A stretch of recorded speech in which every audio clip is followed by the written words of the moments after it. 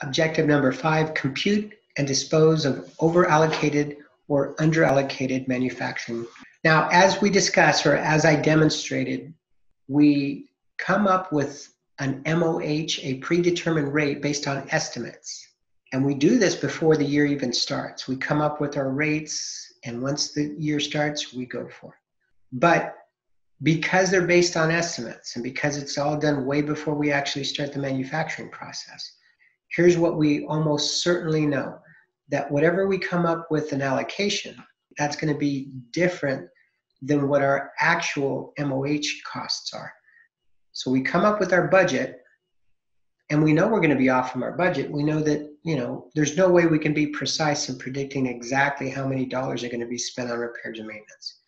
It's nearly impossible. So what do we know? We know that it's going to be off.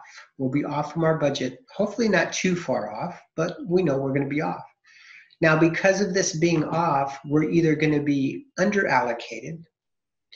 Underallocated means our actual MOH, our actual costs, are greater than what we anticipated. So therefore, we allocated less than what our actual was. So in other words, our actual MOH is greater than allocated MOH. Our costs were greater. However, there can be a circumstance where our actual MOH is less than what we expected.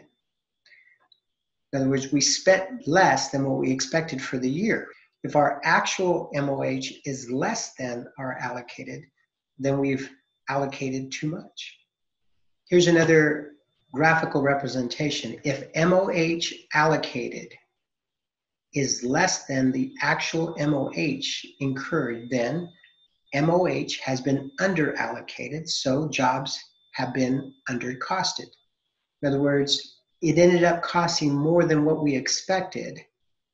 We underallocated MOH, so we have an issue. We didn't apply enough costs to our jobs.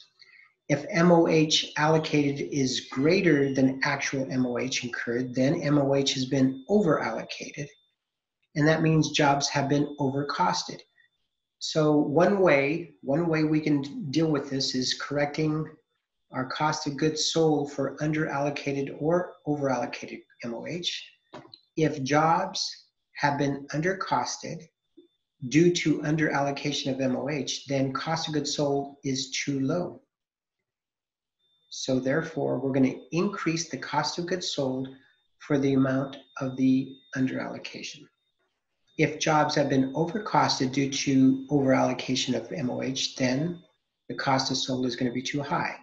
Therefore, we must decrease the cost of goods sold for the amount of the overallocations. Okay, I think we'll be able to see how that works when we go through the journal entry process.